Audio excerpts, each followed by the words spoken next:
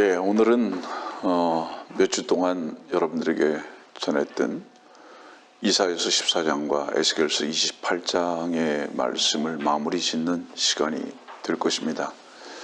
그래서 본문의 말씀을 오늘도 이사야서 14장 12절부터 14절까지 읽어드리고 에스겔서 28장의 말씀으로 넘어가면서 말씀을 설명하고 또 강론하면서 말씀을 마쳐 가게 될 겁니다. 오 아침의 아들 루시퍼야, 네가 어찌 하늘에서 떨어졌느냐? 민족들을 연약하게 하였던 네가 어찌 땅으로 끊어져 내렸느냐? 이는 네가 네 마음속에 말하기를 내가 하늘에 올라가서 내 보좌를 하나님의 별들보다 높일 것이요 내가 또한 북편에 있는 회중의 산 위에 앉으리라. 내가 구름들이 높은 곳들 위에 올라가서 지극히 높으신 분같이 되리라 하였음이라. 여러분들에게 말씀드린 대로 이것이 죄의 기원입니다. 죄의 기원은 I will에서 시작됐다고 말씀드렸습니다. 내가 하겠다. 그것은 하나님께서 자유의지를 주셨는데 그 자유의지를 하나님의 말씀 앞에 순종하고 복종하는 것으로 쓰지 아니하고 자기를 높이는 곳으로 사용했다는 것을 의미합니다. 하나님께서는 우리들에게도 동일한 자유의지를 주셨습니다. 자유의지를 주셨다는 것은 뭐냐면 우리가 무엇인가를 선택할 수 있다는 것입니다. 여러분들 성경에서 보면은 오늘 이사야서 14장에 있는 말씀에서도 우리가 좋은 교훈을 얻어야 되는데 카인도 아벨도 자유의지가 있었습니다. 그 자유의지는 뭐였죠? 창세기 4장에 보면은 카인은 자기가 농사 지은 것을 가지고 하나님께서 받으실 것이라고 생각하는 사실은 뭡니까? 온전히 자기의 노력을 가지고 하나님께 인정받으려고 하는 것으로 그의 자유의지를 옮겼습니다. 자기를 위해서, 자기의 개발을 위해서 자유의지를 쓴 겁니다. 그러나 아벨의 자유의지는 하나님의 말씀 앞에 굴복되어지고 하나님 한 분만이 나의 의가 되셔야 한다는 쪽으로 자기의 자유의지를 옮겼습니다. 그래서 성경의 순종과 복종의 부분은 사실은 무엇을 다루고 계시느냐 하면 본질적으로 우리가 무엇을 하고 안 하고를 다루는 것이 아니라 하나님의 말씀 앞에 내가 굴복하느냐, 그 권위를 인정하느냐의 부분을 다루고 계시다는 것을 잊어버리면 안 됩니다. 다시 말하면 우리에게 자유의지를 주신 이유는 무엇이냐? 네가 그것을 이용해서 I will 하라고 주신 것이 아니라 하나님의 권위를 인정하고 그 말씀이 내 마음 안에서 권위가 되고 말씀이 되게 하는 쪽으로 내 자유의지를 옮기게 하시기 위해서 우리들에게 자유의지를 주셨다는 것입니다. 그런데 오늘 이사야서 14장은 이 자유의지를 자기가 자기 자신을 높이는 곳으로 사용하기 시작했다는 것입니다. 왜냐하면 그룹도 인격체였기 때문입니다. 내가 이렇게 말하고 있잖아요. 분명히 어떤 인격체입니다. 사람들은 이렇게 생각하거든요. 하나님께서 왜 사탄을 만드셔가지고 죄를 시작하게 만드셨느냐 이렇게 질문하는 사람들이 있습니다. 그죠? 하나님은 사탄을 만드신 적이 없어요. 하나님은 그룹을 만드셨습니다. 무슨 얘기인지 아십니까? 하나님은 사탄 만드신 적이 없어요. 하나님은 그룹을 만드셨어요. 그룹을. 에스겔서 28장으로도 한번 가봅시다.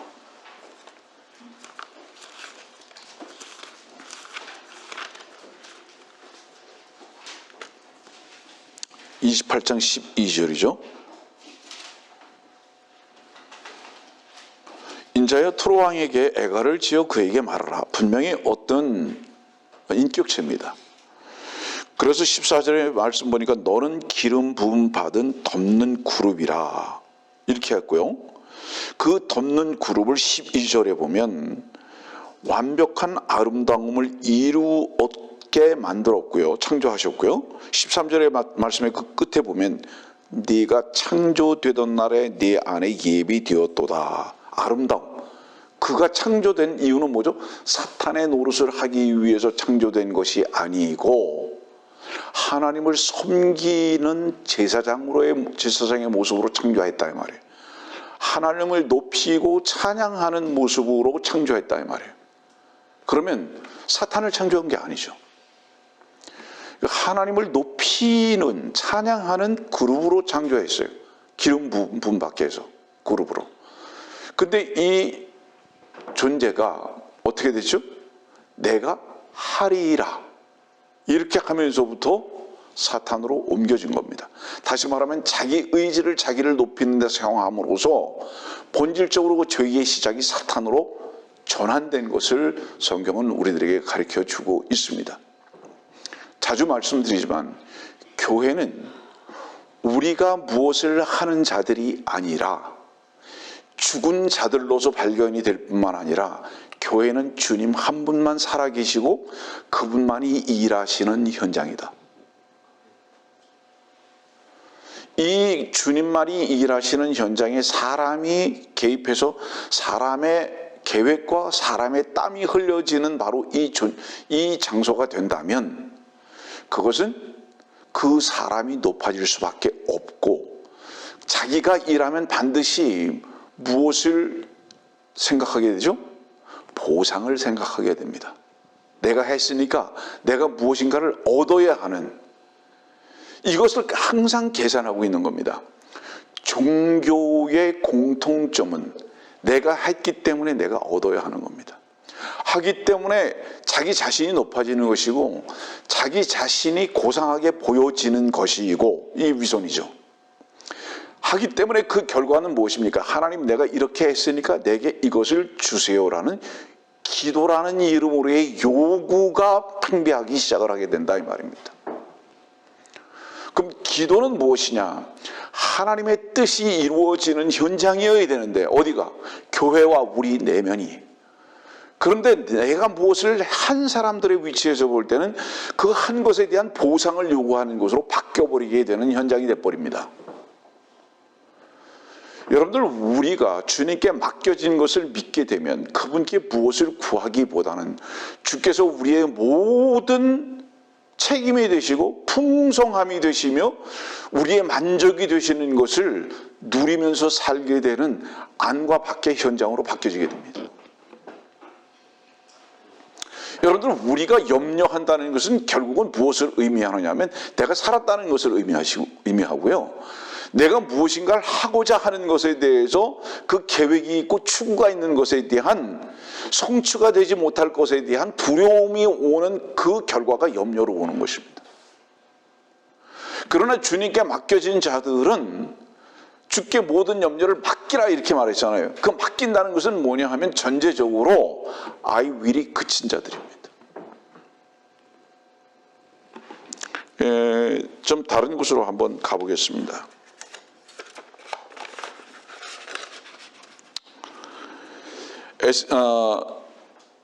이 지금 계시록 17장의 말씀 한번 볼까요? 계시록 17장.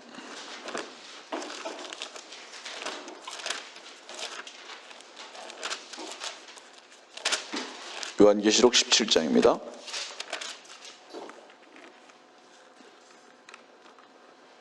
6절 말씀 보겠습니다. 또 내가 보니 그 여자가 성도들의 피와 예수의 순교자들의 피에 취하였더라. 그러므로 내가 그녀를 보고 크게 의아해하며 놀라노라. 그러자 그 천사가 내게 말하기를 왜 놀라느냐? 그 짐승의 신비를 너에게 말하리라. 이 지금 사도 요한이 놀란 것은 무엇이냐 하면 바벨론의 신비를 보면서 놀란 겁니다. 이 바벨론의 신비를 보고 놀랐다는 것은 무엇을 의미하느냐 하면 어떻게 이럴 수가 있느냐 이 말이에요. 나도 속고 그러니까 사도 요한도 속을 수 있고 모든 사람이 속을 수밖에 없는 모습으로 나타났다는 것에 대한 충격적인 놀람입니다. 여러분들. 아, 하나님인 줄 알았는데 교회인 줄 알았는데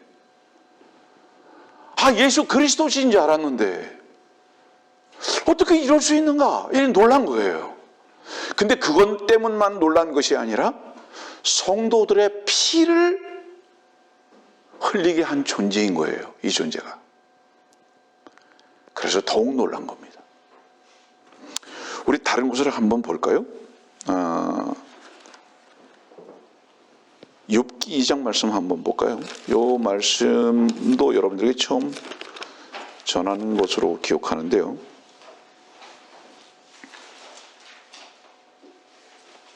욥기 2장입니다.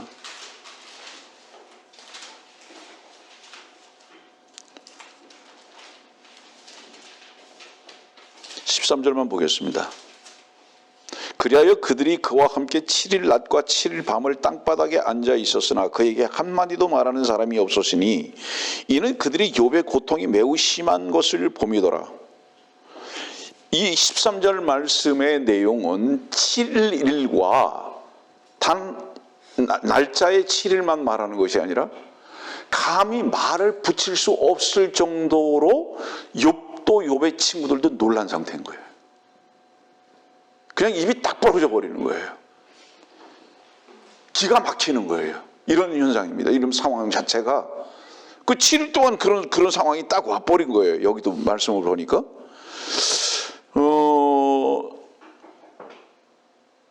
왜 이렇게 놀랐을까? 놀란 이유가 뭘까? 이 말씀에 대해서 또 다른 곳에는 뭐라고 말씀하고 있느냐? 에스겔서 3장의 말씀을 한번 봅시다. 에스겔서 3장 15절 16절입니다.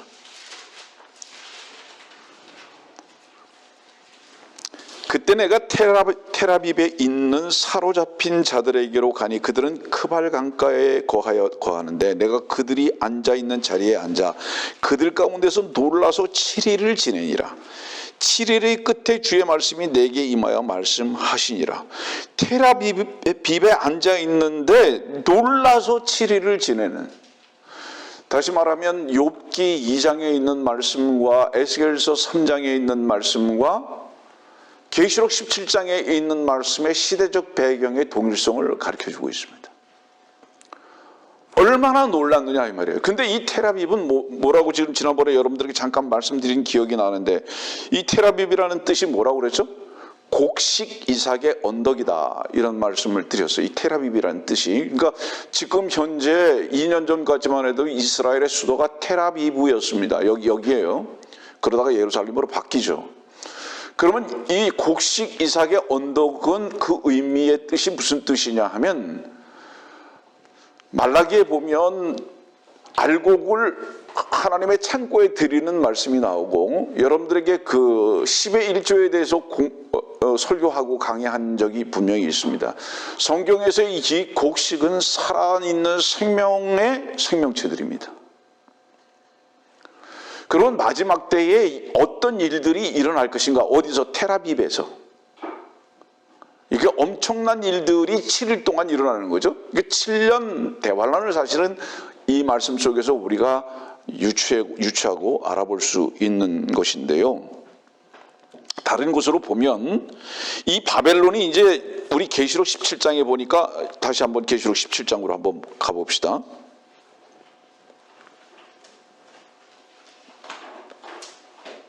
5절 말씀 보면은 그녀의 이마에 한 이름이 기록되어 있는데 신비라 큰 바벨론이라 이렇게 말씀하고 있고요. 땅의 창녀들과 가정한 것들의 어미라고 하였더라. 그 다음에 2절 말씀, 18장 2절 말씀 보니까, 18장 2절 말씀 보니까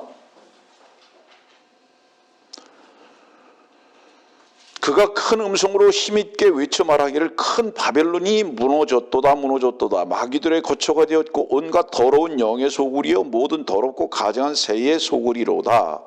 근데 이 바벨론은 17장 18절에 보니까 네가 본 그 여자, 이 바벨론입니다. 땅의 왕들을 다스리는 큰 도성이라고 하더라요. 며칠 전에 문재인이가 여기 갔어요. 며칠 전에 바이든이 여기 갔어요. 그런데 여기 이 여자의 왕이, 이 바벨론 왕이 무슨 옷을 입고 있었느냐? 흰 옷을 입고 있습니다. 흰 빵떡 모자를 쓰고요. 시다는 건 뭐를 의미하죠? 예수 그리스도를 카피하고 있습니다. 그런데 그 존재는 사실 뭡니까? 어두움의 아들입니다. 무서운 존재죠. 그러니까 이거를 보고 요한이 놀라는 겁니다. 하나님의 말씀의 빛으로 보지 아니하면 결코 그 존재를 알아차릴 수 없는 존재예요. 근데 이 바벨론이 분명히 그 왕과 함께 무너져 버린다 이 말이에요. 심판을 받는다 이 말이에요. 그렇기 때문에 계시록 18장 4절에는 이렇게 말한다고요. 그녀에게서 나오라. 그리하여 그녀의 죄들의 동참자가 되지 말고 그녀의 재앙들도 받지 말라. 분명히 재앙받는다 이 말이에요. 그들과의 관계는 죄에 동참하는 것이다 이 말이에요. 나오라.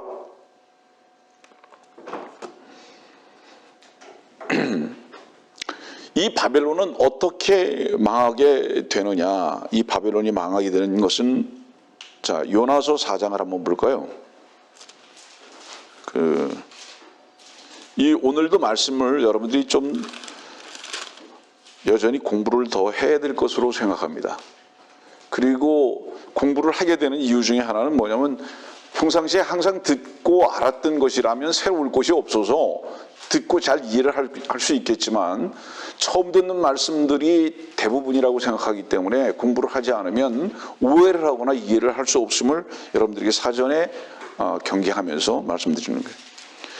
요나서 4장 5절 말씀 보니까, 그리하여 요나가 그 성읍 밖으로 나가서 성읍 동편에 앉아 거기서 음막을 짓고 그 아래 그늘에 앉았으니 이는 그 성읍이 어떻게 될 것인지 보려 함이더라. 그 밑으로 내려갑니다.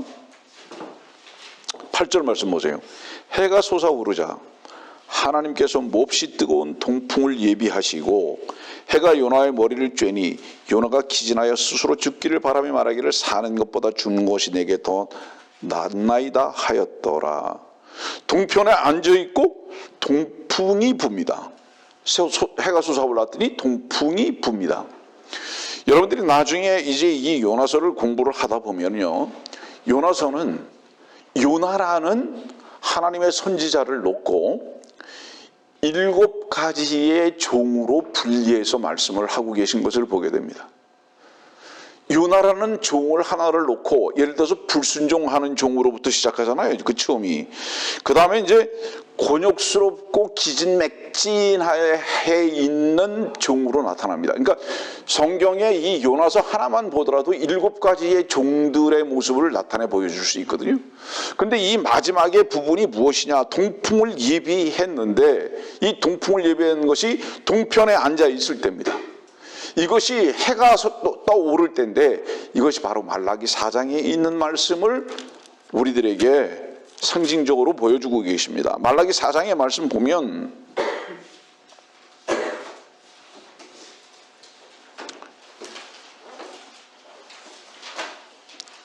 이 절 말씀에, 여러분들은 그 성경 앞에 보면 그 제목이 그리스도의 재림이라는 제목으로 아마 쓰여져 있을 것입니다. 2절 말씀 보니까, 그러나 내 이름을 두려워하는 너희에게는 의의 태양이 그의 날개의 치유를 가지고 솟아오르리니 해는 동쪽에서 뜹니다. 그 동쪽에서 뜰 때에 이 동풍이 불어와 가지고 그 요나를 어떻게 지금 다루고 계신가 하는 부분을 우리 요나서에서 봤습니다. 우리 시편 48편도 한번 봅시다. 시편 48편. 시편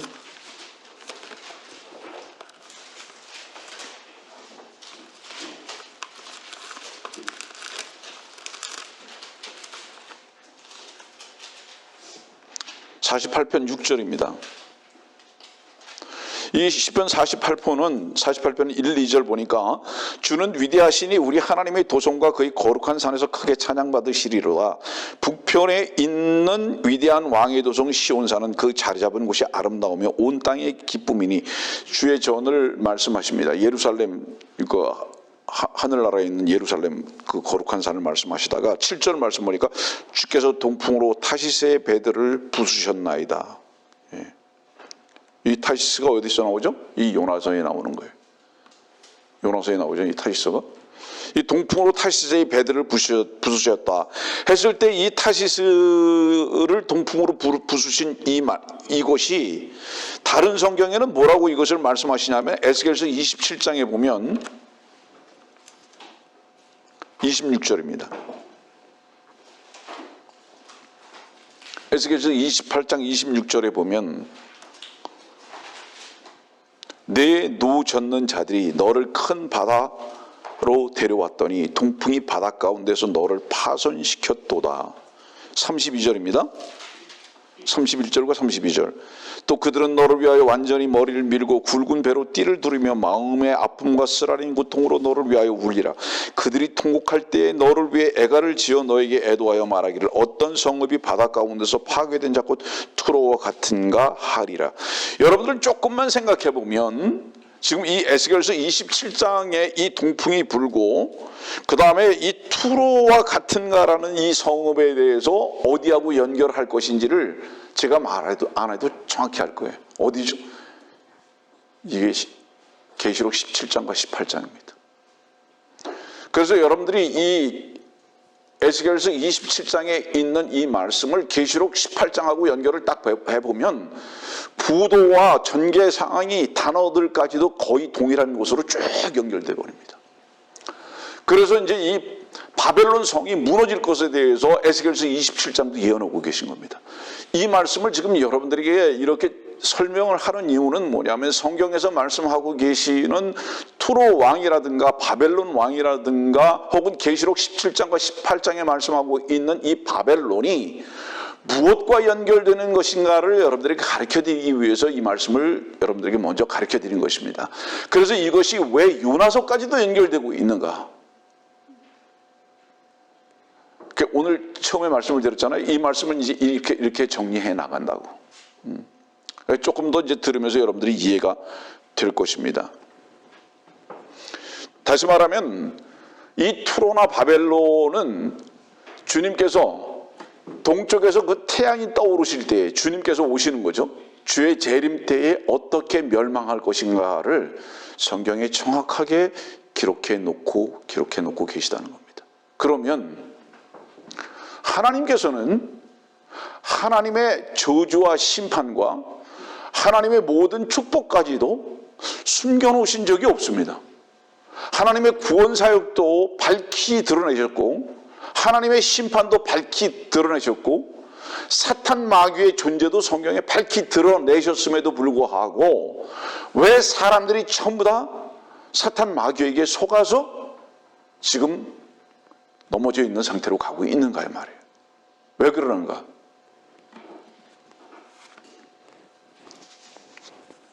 사람들은 진리를 말을 하긴 하지만 진리를 선택할 수 있는 지혜가 없습니다. 많은 사람들이 지혜를 말해요. 진리를 말해요. 많은 사람들이 진리를 말하는데 그 진리를 선택할 수 있는 지혜는 없습니다. 왜냐하면 사람들은 불의하기 때문에 불의한 눈으로 불의한 속에서 결정을 하기 때문에 진리를 절대로 선택할 수 있는 능력도 지혜도 없다 이 말이에요. 그럼 사람들은 무엇을 선택하느냐? 고린도후서 한번 11장으로 한번 가봅시다. 이것이 안타까우면서도 현실이에요.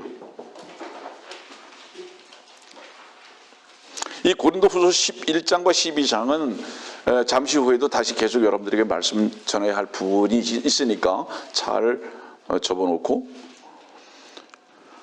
고린도후서 11장 14절의 말씀 보면 이것은 놀랄 일이 아니니 이는 사탄도 자신을 빛의 천사로 과장하기 때문이라. 빛을 제일 좋아하는 것이 뭔지 알아요? 불나방이에요. 여름밤에 불빛을 좋아하는 것은 모든 벌레들입니다. 사람들은 다 가짜빛에 심취되어 있습니다. 그 가짜빛에 의해서 자기가 타질 것을 전혀 모릅니다. 그것이 자기를 화려하게 만들어줄 것 같고 거기에 춤을 출 수 있을 것 같이 생각합니다. 그렇기 때문에 바티칸으로 몰리는 겁니다. 그리고 놀랍게도 우리 한국도 마찬가지잖아요. 캐톨릭 신자들은 점점 늘어나고 있습니다. 네.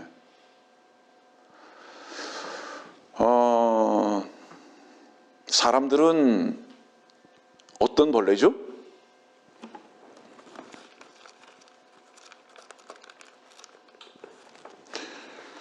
여러분들 찾을 필요 없습니다. 시편 22편 6절 말씀 보니까 그러나 나는 벌레요. 이게 주님을 말씀하고 계시죠? 나의 하나님 어찌하여 주께서는 나를 버리셨나이까.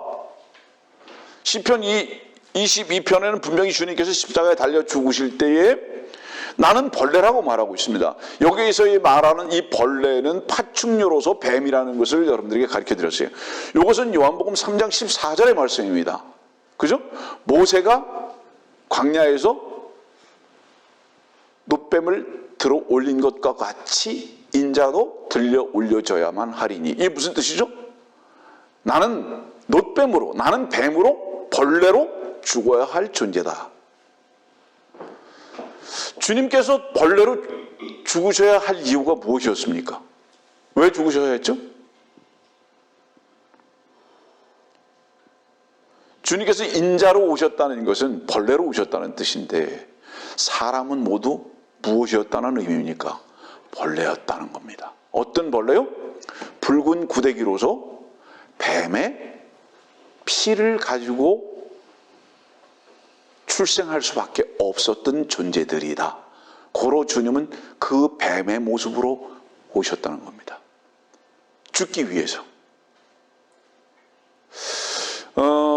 마태복음 16장의 말씀을 보면은요, 주님께서 베드로한테 이렇게 말하잖아요. 사탄아 물러가라고 하시면서 너는 하나님의 일을 생각하지 않냐고 사람의 일을 생각한다고 이렇게 말하고 있잖아요. 주님께서 그렇게 말씀하셨죠? 다른 부분을 말씀드릴게요. 하나님의 일은 뭔지 아십니까? 사람을 죽이는 일입니다. 하나님의 일은 사람을 십자가로 데려가시는 일이에요. 이유가 뭐죠? 하나님께서 사람을 십자가로 데려가시는 이유가 무엇일까요? 십자가로 데려가지 아니하시면 벌레를 끝이게 하실 수 없기 때문입니다. 그래서 먼저 그 벌레가 끝나야, 이제 지금 빌립보서 4장 말씀 한번 봅시다. 벌레가 먼저 끝나면 어떻게 되느냐? 빌립보서 4장 3장입니다. 3장 20절 끝에 구주이신 주 예수 그리스도를 기다리고 있으니, 그분을 왜 우리가 기다리느냐? 재림을 기다리는 이유가 뭐냐? 그분께서 우리를 공중에 부르시는 것을 기다리는 이유가 뭐냐? 21절입니다. 그 이유가 그가 만물을 자신에게 복종시키는 그 능력의 역사로 인하여 우리의 천한 몸, 어떤 천한 몸이에요? 벌레. 우리의 뱀의 이 몸을 그분의 영광스러운 몸같이 변모시키리라. 뱀 천한 몸이 먼저 십자가에 못 박히지 않으면 결코 부활의 생명을 얻을 수 없고 하나님의 아들들이 되는 권세를 얻을 수 없으므로 주님께서는 하나님의 일은 무엇이었느냐? 사람들과 함께 주 예수 그리스도 당신의 아들을 십자가에 못 박혀 죽여버리시는 일이 그분의 일이다 이 말이에요. 아멘입니다. 그래서 주님과 함께 십자가에 못 박혀 죽은 것에 대한 분명한 고백과 경험이 없는 사람이 변모될 것을 기다린다는 것은 사기입니다. 그건 거짓말이에요. 하나님의 일은 무엇이냐? 먼저 심판하시는 것입니다. 무엇을 심판하시는 것이냐? 뱀을 심판하시는 겁니다. 십자가에서 우리 안에 있는 뱀의 생명을 심판하시는 겁니다. 이것이 하나님의 일이에요. 그럼 사탄의 일은 무엇이냐? 사람의 일을 생각하는 것이 사탄의 일인데, 그러면 사람의 일과 사탄의 일의 공통점은 무엇일까요? 사탄은 사람을 살리고 사람으로 무엇인가를 이루어 나가는 일입니다. 사람을 높이고. 왜냐하면 이것은 이사야서 14장으로부터 시작되는 I will이라는 것을 사람에게 계속 심어주는 그 일입니다. 내가 무엇인가를 하게 하는 겁니다. 높아지고자 하는 것입니다. 인간의 성취를 계속 심어주는 것입니다. 그 동기부여를 계속 주는 거예요. 이것은 무엇을 향한 전쟁이죠? 이 영적 전쟁은 주님 한 분만이 살아계신 분으로 계시기를 원하시고, 주님 한 분으로만 알파가 되시고 오메가가 되시기를 원하시는 이 하나님을 사탄의 생명으로 말미암아 인간들이 대신하게 하고자 하는 사탄의 괴계다 이 말이에요. 그래서 이 싸움을 하고 있다 이 말입니다. 이해하시겠습니까? 무슨 얘기인지. 그러면 하나님의 일을 생각하지 아니하고 사람의 일을 생각하고 내가 사는가를 이 말씀 속에서 우리는 날마다 점검하고, 왜 날마다 십자가를 지라고 말씀하시고 사도 바울의 고백과 같이 십자가를 자랑할 수밖에 없는가 하는 것은, 그 십자가는 천한 것을 끊어버리고 주 예수 그리스도의 영광스러운 변모된 그 육을 얻을 수 있는 하나님의 아들들이 되는 권세가 되는 기점이었기 때문에 그렇다.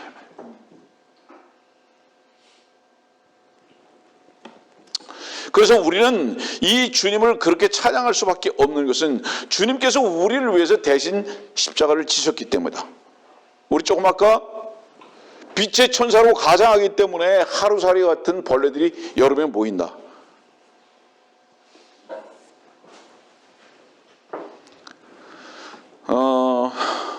에스겔서 28장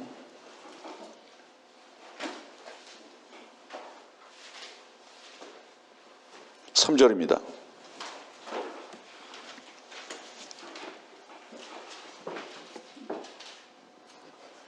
보라, 네가 다니엘보다 더 현명하여. 이 말씀을 읽어드린 이유가 있어요. 다니엘이 얼마나 현명한지, 솔로몬보다 더 현명하고 다윗보다 더 현명하고, 얼마나 현명한지 다니엘이. 근데 이 다니엘을 비교급으로 지금 투롱을 말씀하고 계십니다. 네가 다니엘보다도 더 현명하다. 현명한 것을 자기를 위해 쓰면은요, 자기가 왕이 되고자 하는 시도를 할 수밖에 없습니다. 다른 것을 한번 봅시다. 요한복음 17장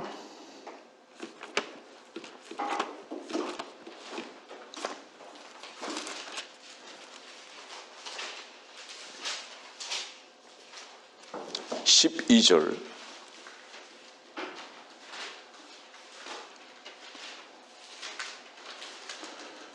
요한복음 17장 12절. 아버지께서 내게 주신 그들을 내가 지키었고 멸망의 아들 외에는 그들 중 아무도 잃어버리지 아니하였으니. 이 지금 멸망의 아들이 나옵니다. 이 멸망의 아들이 누구냐? 카인이죠. 유다 이스카리옷이죠. 유다 이스카리옷은 그 계보가 어떻게 되는 것인가를 여러분들에게 지금 설명하기 위해서 이렇게 말씀드리는 거예요. 데살로니가 후서 2장을 한번 봅시다.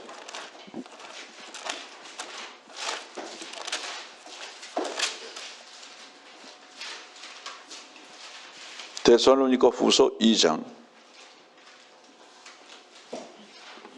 3절입니다.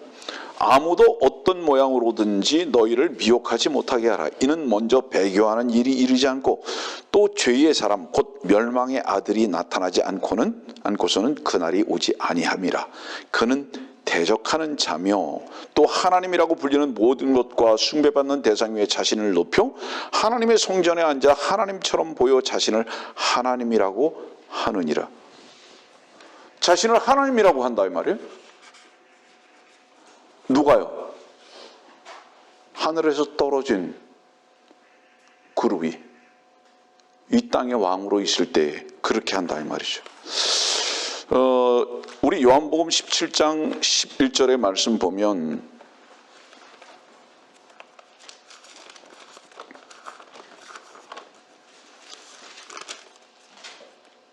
(17장 11절입니다)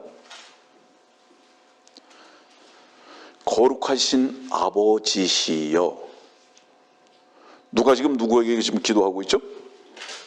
주님께서 아버지 하나님께 기도하고 있어요.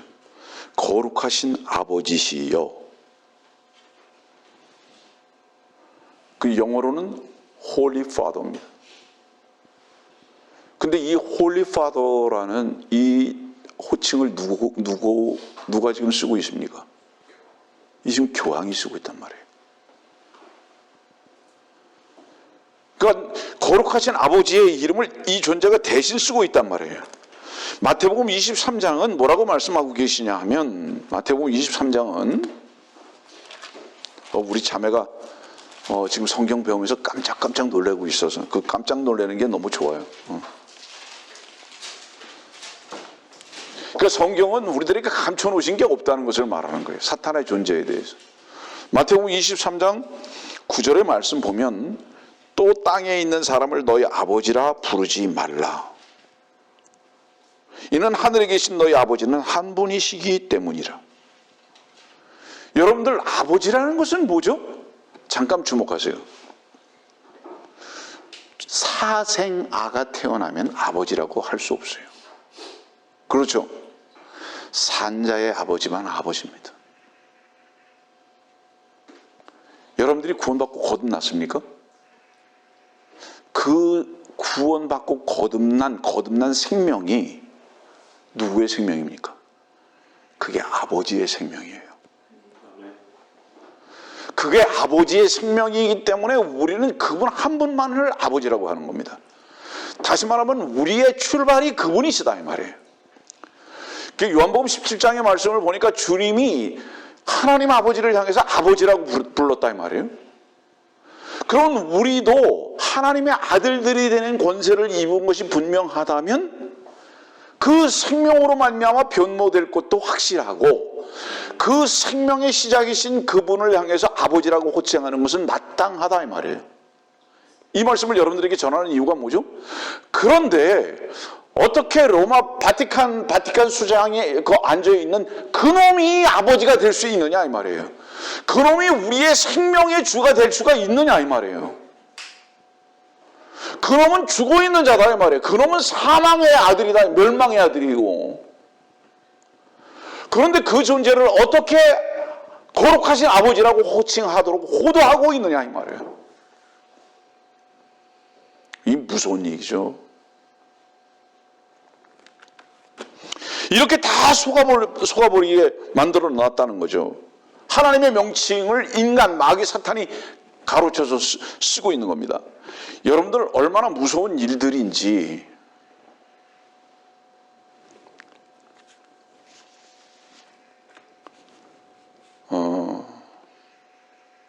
제가 예전에 미국 갔을 때 이미 고인이 된 분인데 편지를 쓰거나 무슨 서신을 보낼 때 항상 R.E.V 이렇게 해가지고 쓰더라고요. 레버랜드로 이렇게 보통 하는데 목사라고 하면서 꼭 그 앞에다 그걸 써요. 이건 미국 종교에 젖어 있는 목사들이 자기 자신을 높일 때 주로 쓰는 단어들입니다. 그게 레버랜드라는 게 무슨 뜻이냐면 R.E.V를 쓰는 것이 뭐냐면 경외스럽다는 얘기거든요. 경외스럽다. 우리 시편의 말씀 한번 봅시다. 시편 111편의 말씀 보면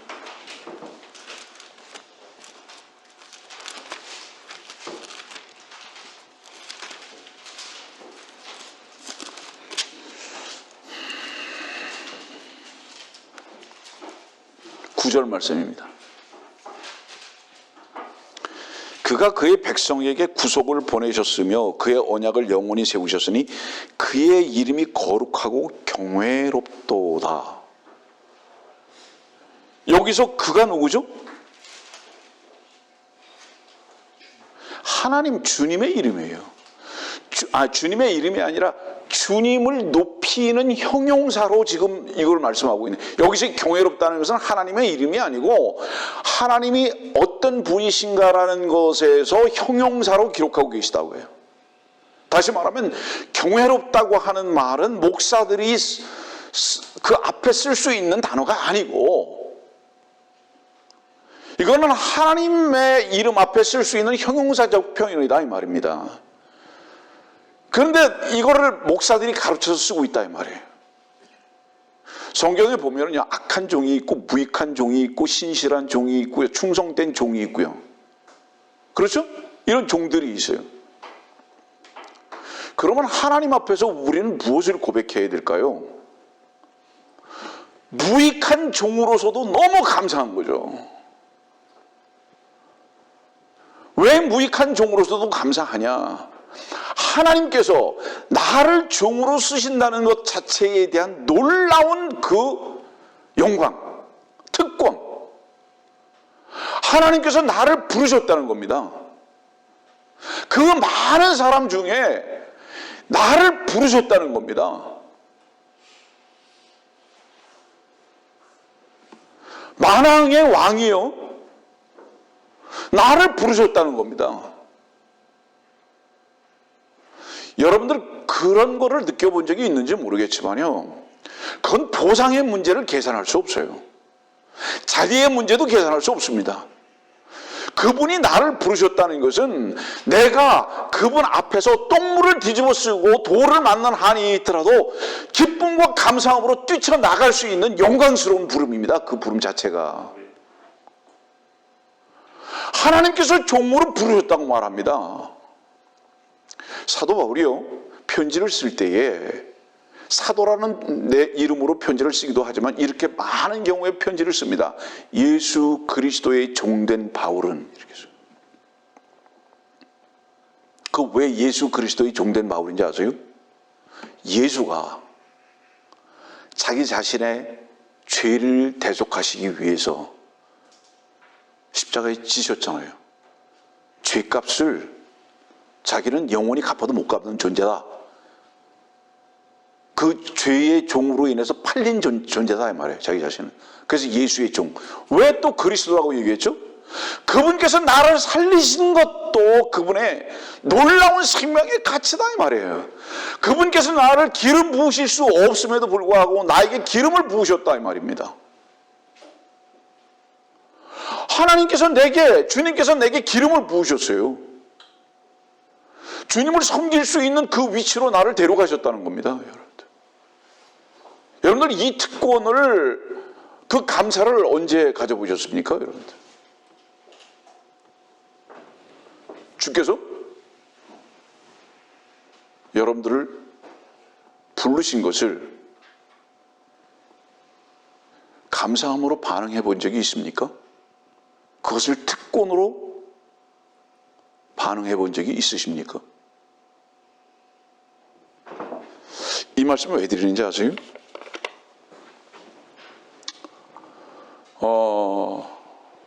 목사는요, 높아져야 하는 존재가 아니에요. 그리고 목사의 권위의 행사는 자기의 사리사욕을 위한 것도 아니에요. 우리 고린도후서 아까 11장을 보겠다 말씀드렸으니까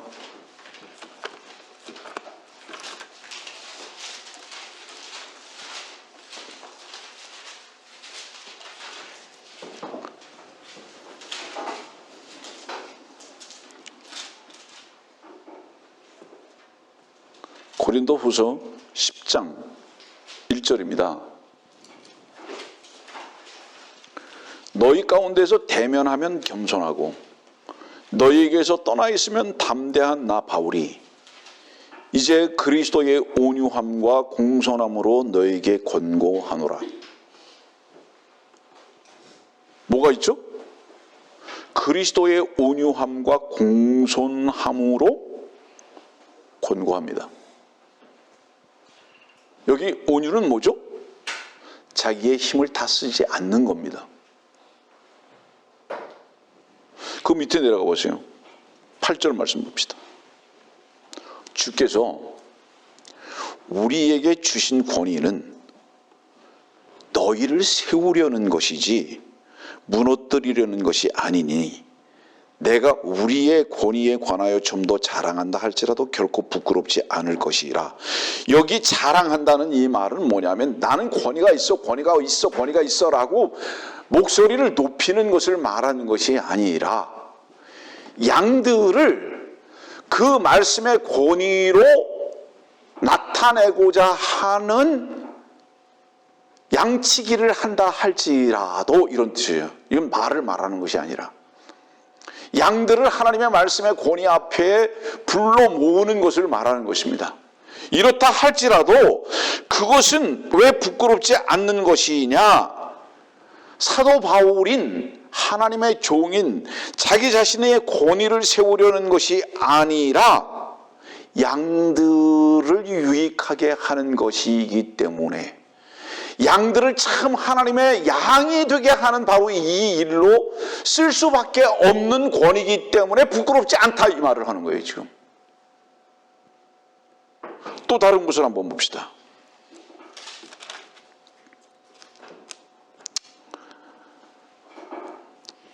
고린도후서 11장 29절 30절입니다.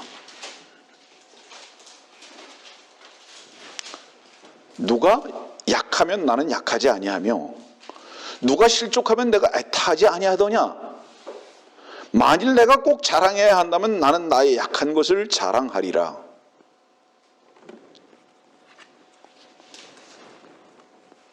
간단하게 먼저 중간 설명을 할게요. 너 잘못했지? 찍어내는 거, 정죄하는 거, 징계하는 거, 이것을 결코 자제하고 그들의 연약함과 그들의 넘어짐에 함께 넘어진 위치에서 그들의 연약함이 나의 연약함으로 받아들이고 그것을 위해서 울면서 기도할 수 있는 그런 위치가 목사의 위치다, 이 말이에요. 며칠 전에 수년 동안 만나지 못했던 미국 조지아에서 만났던 어떤 목사님을 만났습니다. 여러 시간 같이 교제하고 얼마나 감사하고 기쁘고 고마웠는지 자주 만나기로 했지만, 그분에게서 성경 침례 교회의 분리와 분파와 다툼을 들으면서 왜 이런 일이 있는가? 왜 이런 일이 있는가? 결국은 이해타산과 자존심 싸움이다. 여러분들 보세요. 자식들에게 끊임없이 온유하고 사랑하고 참고 기다리고 눈물로 함께 그들의 아픔에 동참하는 이유가 뭐라고 생각합니까? 왜 그렇다고 생각합니까? 이해타산이 없기 때문인 거예요. 이해타산이 없어요. 그 자식의 아픔이 나의 아픔이에요. 그 자식의 연약함이 나의 연약함이에요. 그래서 함께 울고 함께 아파하고 함께 고민하고 한 운명이라는 뜻이죠. 목사는 양들과 동일한 운명이다. 그렇게 맡겨졌다, 이 말이에요. 그런데 만일에 목사가 물리적이고 법적인 어떤 권위만 행사해가지고 계속 찍어내는 일만 한다든가 잘라내는 일만 하고 있다면 그것은 뭐예요? 분명히 인격적 관계나 하나님과의 사랑의 관계가 아니라 비즈니스다. 여러분들 비즈니스는 냉정한 거예요. 자기에게 이득이 없으면 잘라내는 거예요. 거래 끝이에요. 그러나 형제 자매들이요, 우리의 관계는 오직 한 가지의 이익만 있기 때문에, 그 이익은 뭐죠? 주님을 높이고 주님으로부터 공급받는 것 외에는 없기 때문에 오직 온전히 기다리고 함께 기뻐하고 함께 울며 함께 슬퍼하고 함께 배고플 수 있는 위치가 우리의 관계들이다, 이 말이에요. 만일에 우리가 그리스도 안에 있다고 하면서 자기의 즐거움이나 자기의 배부름이나 자기의 어떤 것들만 챙기고 있다면 이것은 우린 그리스도 안의 형제가 아닌 것이 확실하다, 이 말이에요. 우리가 분명히 하나님의 아들들이고 형제라면 사랑할 수밖에 없는 것을 성경은 우리들에게 증거하고 계시다, 이 말이에요. 어떻게 내가 영적 권위를 가지고 있다고 해서 어린 자들을 잘라내는 일만 하느냐 이 말이에요. 그건 영적 권위가 아닙니다. 그거는 자기를 챙기는 자고 자기가 높아지고자 하는 그 시도 외에는 없는 겁니다. 이 말씀을 지금 드리는 이유가 무엇이냐? 모든 종교의 추구와 결론은 무엇이냐? 높아지고자 하는 거예요. 수단과 방법을 가리지 않냐고 높아지고자 하는 거예요.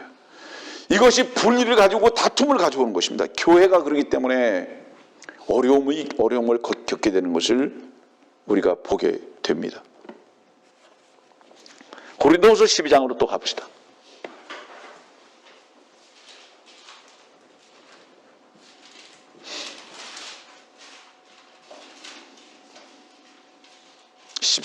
보라 내가 세 번째 너희에게 가려고 준비하였으나 너희에게 짐이 되지 않으려 하노라. 내가 구하는 것은 너희의 물질이 아니라 너희니라.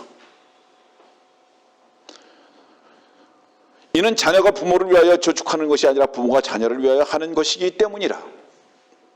내가 너희를 더 많이 사랑할수록 나는 사랑을 덜 받지만 나는 너희를 위하여 아주 기꺼이 쓰고 내 자신마저도 쓰리라. 왜 이랬을까요? 사도 바울이. 왜 고린도 교회를 위해서 이런 고백과 간증의 편지를 보냈을까요? 이거죠. 내가 영적 권위자냐? 내가 너희를 하나님의 말씀으로 낳았느냐? 그렇다면 내가 마땅히 너희들에게 무엇이든지 주는 것이지 너희들의 것을 내가 빼앗는 자의 위치가 아니지 않느냐?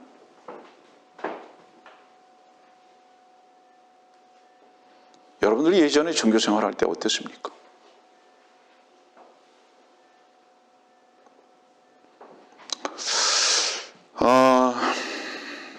어떤 사람은 이렇게 말합니다. 나는 보통 목사하고 다르다고. 예, 다를 수 있습니다. 여러분들 에베소서 4장 11절은 이렇게 말씀하고 계시잖아요. 사도로, 복음 전도자로 혹은 목사와 교사로 주셨다고 말씀하고 있잖아요.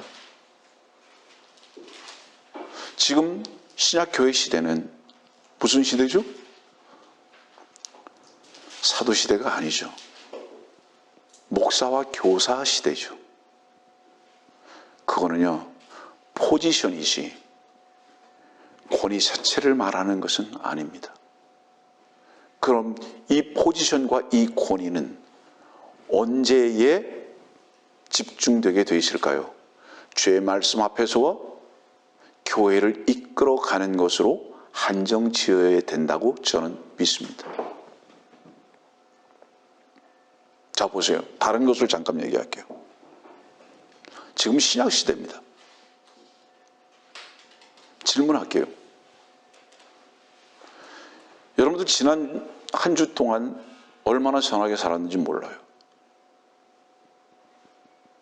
또 얼마나 죄악 속에 살았는지도 저는 모르겠습니다. 얼마나 배반을 했는지도 모르겠습니다.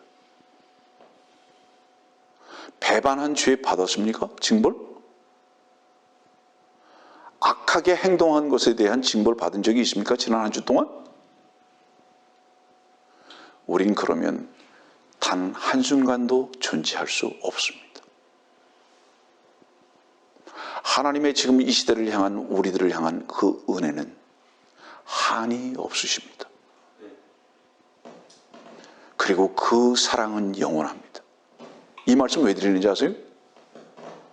여러분들이요, 저를 배반하고 저에게 욕을 하고, 예?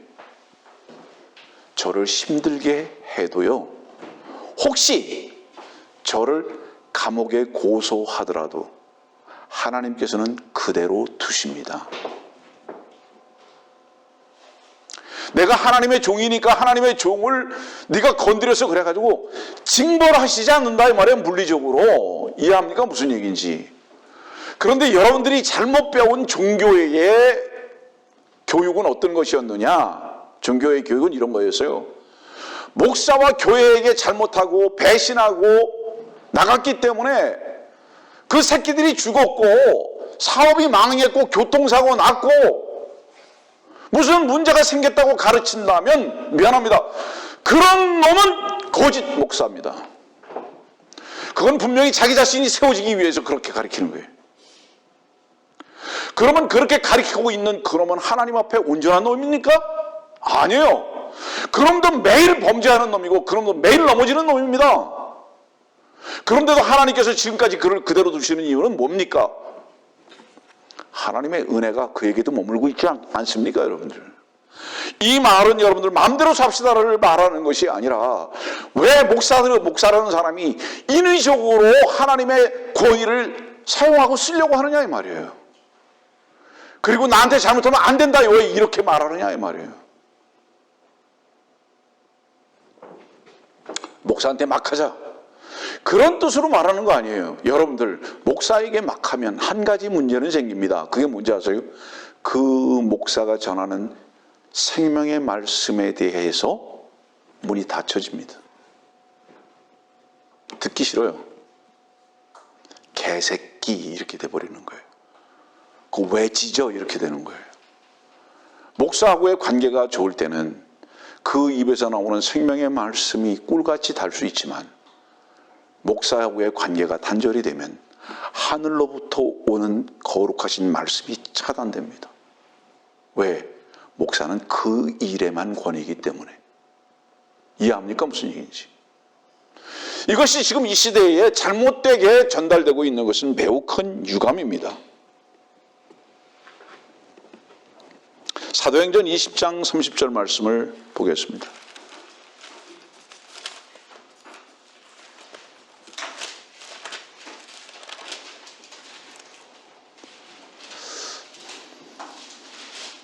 (29절) (30절입니다) 또 내가 이것을 아노니 내가 떠난 후에 흉악한 이리들이 너희 가운데로 들어와서 양떼를 아끼지 아니할 것이며 또한 너희 가운데에서도 사람들이 일어나서 왜곡된 것을 말하여 제자들을 끌어내어 자기들을 쫓게 할 것이라. 이리들이 자기들을 쫓게 할 것이라. 이리들이 자기들을 쫓게 할 것이라. 약탈하는 일이죠. 마태복음 7장에. 겉으로 볼 때는 어때요? 하나님의 말씀을 가지고 항상 인간적 권위를 행세한 자들입니다. 이게 투로 왕이고 이게 그룹이었어요. 이것이 지금 현재 바티칸의 수장입니다. 이런 종교의 영들이 하나님의 이름을 가지고 하나님의 말씀을 전한다고 하면서 자기를 세우는 일에 앞장서가고 있다면 이것이 얼마나 무서운 일인가에 대해서 여러분들에게 경계하면서 이 말씀을 전하는 것입니다. 여러분들. 말씀을 빨리빨리 전하고 결론을 드릴게요. 빨리 끝내라고 하는 사인이 자꾸 오는 것 같아서. 그렇죠? 네. 창세기 3장에 있는 말씀 봅시다. 창세기 3장 15절. 왜냐하면 이 말씀을 여러분들에게 지금 마지막으로 전하는 이유는 어떻게 사람들이 이렇게 생각하거든요.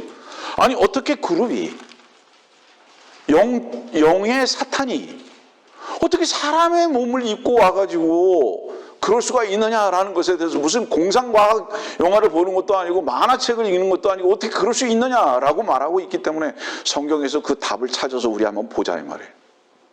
창세기 3장 15절.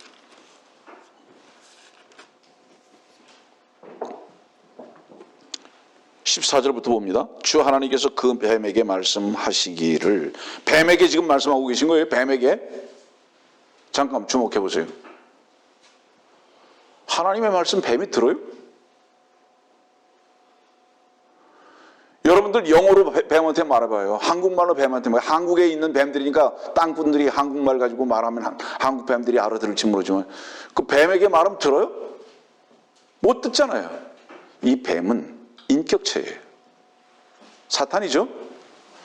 15절 말씀을 봅시다. 내가 너와 여자 사이에 또 네 씨와 그녀의 씨 사이에 적이를 두리니 그녀의 씨는 너의 머리를 부술 것이요 너는 그의 발꿈치를 부술 것이라 하시고, 이 말씀을 하나 딱 봅시다. 그냥 또 네 씨와 그녀의 씨 사이에 무슨 씨가 있다는 거죠?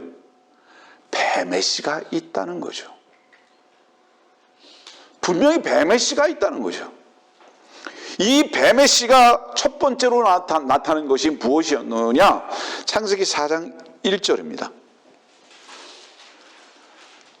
아담이 자기 아내 이브를 알았더니, 성적 관계를 말하는 겁니다. 아담이 자기 아내 이브를 알았더니, 여기 알았더니는 성적으로 하나 된 걸 말하는 거예요. 그녀가 임신하여 카인을 낳고, 이 카인이 누구의 씨냐? 요한일서 봅시다.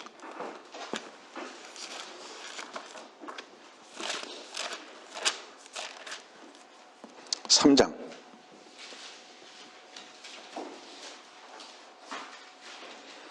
요한일서 3장 12절. 카인같이 되지 말라. 창세기 4장 1절이죠. 그 카인 낳은 거죠. 카인같이 되지 말라. 그는 어디로부터 나왔다고요? 악한 자로부터 나왔으며 뱀으로부터 왔다. 사탄으로부터 왔다. 근데 카인은 분명히 뭐예요? 사람의 모습으로 왔다. 사람이었다 이 말이에요. 근데 이 카인은 어떤 사람이었느냐? 아우를 살해한 한 사람이었는데, 아우를 왜 죽였느냐? 아우가 한 것은 의로웠고 그 자신의 행위는 악했기 때문이라. 누구의 평가입니까? 하나님의 평가예요. 그러나 카인의 평가는 어떤 평가였느냐? 자기의 행위는 의로웠고 아벨의 행위는 악했다 하는 겁니다. 거꾸로 된 거예요. 여러분 생각해 보세요. 내가 왜 의로운가? 내가 왜 악한가? 여러분들 마음 안에서 그걸 발견해 보세요. 이렇게 저렇게 나쁜 짓을 했으니까 나는 악하다. 이렇게 저렇게 선한 일을 하고 의로운 일을 하고 살아가니까 나는 의롭다. 그거는 카인의 아들들입니다. 그건 카인의 아들들이에요. 하나님의 아들들은 뭐라고 고백하는지 아십니까? 하나님 한 분만이 의롭고 선하신데 그분의 피로 나를 낳으셨기 때문에 의롭고 선할 뿐이며, 내가 악하다면 내 자신이 무엇인가 하고자 하는 이것으로 인해서 나는 악함을 발견한다. 이렇게 고백하는 겁니다. 그래서 우리는 주 예수 그리스도를 믿는 자다. 이 믿는 것은 무엇이죠? 그분의 행한 것만 믿은 것이 아니라 그분과 하나 된 위치에 있다라는 고백을 말하는 것입니다. 이 지금 카인은 분명 악한 자부터 왔단 말이에요. 사람으로 왔다 이 말이에요. 하나를 말하는 거고요. 또 다시 다른 곳을 봅시다. 마태복음 1장. 이 말씀 보고 결론 내릴게요. 마태복음 1장 18절입니다. 이제 예수 그리스도의 탄생은 이러하니라. 그의 모친 마리아가 요셉과 정혼하였으나 동침하기 이전에 성령으로 잉태된 것이 그녀에게서 나타났더라. 성령으로 잉태됐습니다. 사람의 피가 잉태된 게 아니라 성령으로 잉태됐다. 자, 그 다음에 21절. 그녀가 한 아들을 낳으리니 너는 그의 이름을 예수라 하라. 성경을 조금 무관심하게 보는 사람들은 여자가 아이를 낳다? 여자가 아이를 낳는 거지 라고 생각하지만 절대로 생리적으로 여자가 아이를 낳을 수가 없습니다. 남자만 아이를 낳습니다. 이 무슨 뜻이냐면 모든 출생은 남자의 피를 근거한다 이 말이에요. 그래서 마태복음 1장은 남자가 남자를 낳고 남자가 남자를 낳고 남자가 남자를 낳습니다. 다윗이, 아브라함이 계속 아들이 아들을 낳는 거예요. 남자가 아들을 낳는 거예요. 그런데 여기 보니까 그녀가 한 아들을 낳았습니다. 이 아들은 다른 아들들과 다르기 때문에 한 아들이라고 표현하고 있습니다. 왜 이 아들은 다른 아들과 다를까요?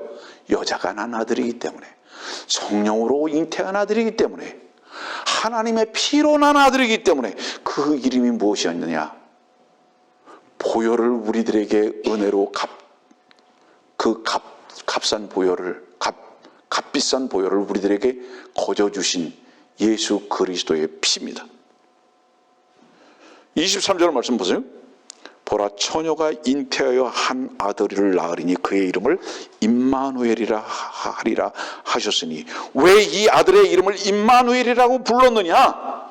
그 사람이 아니라 그 사람 안에 하나님이 거했기 때문에, 예수님은 사람이 아니라 하나님이었기 때문에 임마누엘이라고 불렀다 이 말이에요. 그러면 다시 이제 창세기 3장 15절로 가서 내가 너와 여자 사이에 또 네 씨와, 여기서 네 씨는 뭐죠? 뱀의 씨는 카인으로 여러분들이 입증 받았고요, 요한일서에. 그녀의 씨가 뭐죠? 그러니까 결국은 여자는 씨가 없는데 이 마태복음 1장에 보니까 예수님만이 여자의 씨로 출생되었다 이 말이에요. 이 두 씨 사이에 저기를 뒀다 이 말이에요. 싸웠다 이 말이에요. 이 싸움은 지금까지 계속되는데 그 싸우는 이유가 무엇이냐 이 말이에요.